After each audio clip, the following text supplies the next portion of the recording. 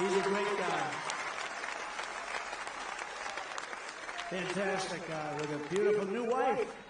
Congratulations, huh? Look at that couple. That's a beautiful couple. Beautiful couple.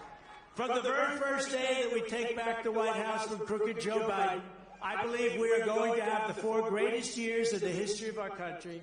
In my first 4 years, I kept my promise to the workers of Wisconsin. I got you so many contracts, including that big shipping contract. You remember that one? We ended the disaster known as NAFTA, the worst trade deal ever made, and replaced it with the greatest trade deal ever made in the history of our country, the USMCA, that's Mexico and Canada. And now they want to renegotiate it. Don't do it, Joe. Don't renegotiate it. Don't do it. We had monumental victories for Wisconsin dairy farmers, and the dairy farmers here, they know it because Canada was taking advantage of us. For our great veterans, we passed VA accountability and VA choice. We got it through Congress. Wasn't easy, right? Look at him. Look at that guy. And because of that, we were able to get you, right? If you had to wait any length of time, like a day or two for a doctor, they used to wait 3-4 months before they could see a doctor. You went out to a private doctor, you got yourself taken care of. We saved so many lives with that, and we took care of it. In addition, we were able to fire people that were bad people. We couldn't do it because of the civil service laws. And we had sadists. We had some bad people. They wouldn't have done it in prime time, I tell you right now, but we had some very bad people. We fired 9,000 people, got them out, replaced them with loving people that loved our vets, right? And we got a 92% approval rating, the highest in the history of the VA, and the last time it was at 44%, and now it's going way down, way down. So we take care of our vets. They're not doing a good job right now. Biden's doing a terrible job with the vets. We fully rebuilt the U.S. military, created Space Force, and I was the first president in decades who started no new wars. I finished a couple, but I didn't start. And I brought our troops back home. And remember, you would have never had Ukraine being attacked, and you would have never had Israel being attacked. Those things wouldn't have happened. Before I even arrive at the Oval Office, shortly after we win the presidency, I will have the horrible war between Russia and Ukraine settled. I'll get it settled. I know them both very well. We will restore peace through strength, and we will prevent World War III, and nobody else can say, you're going to end up in World War III. This guy doesn't know what the hell he's doing. He doesn't know what he's saying. He doesn't know who to speak to. He's lost. He's a lost soul. Our president is a lost soul. It's pathetic. It's pathetic. I will pass the Trump Reciprocal Trade Act. If China or any other country makes us pay 100 or 200% tariff, we will make them pay a reciprocal tariff of 100 or 200% right back. You screw us, and we'll screw you. That's what it is.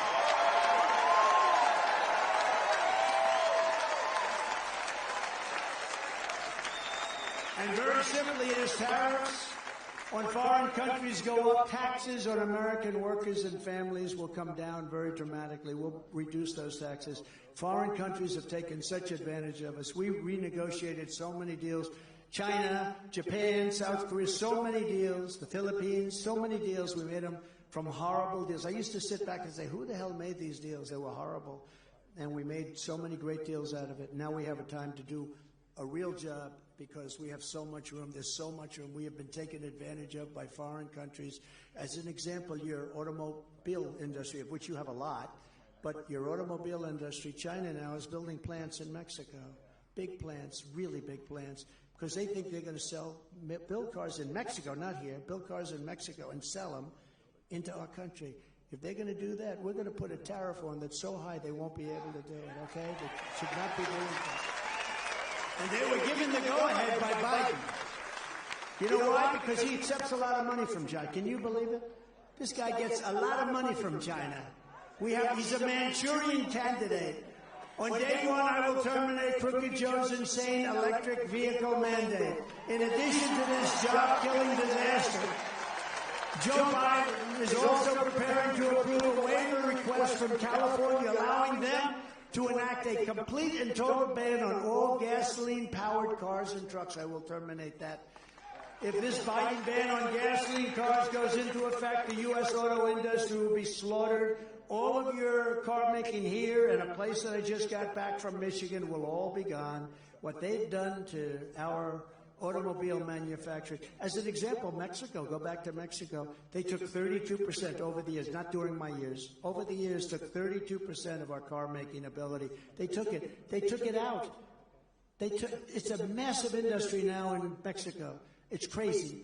We will, very importantly, restore law and order to our country, and I'm going to indemnify all police officers and law enforcement officials throughout the United States to protect them from being destroyed by the radical left for taking strong actions on crime.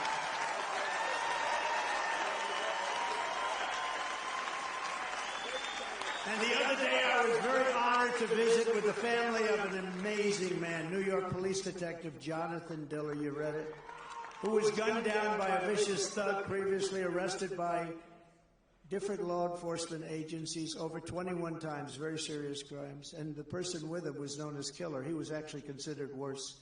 He should never have been allowed to be on the streets again. When I'm reelected, I will crack down on the left-wing jurisdictions that refuse to prosecute dangerous criminals and set loose violent felons when cash is banned. I think I'm the only one in America that has to put up a bond. For what? Nobody knows what I did. I had to put up a bond. If you kill somebody, there's no bond. Don't worry about it. Go ahead, kill somebody else. These people are crazy, I'll tell you.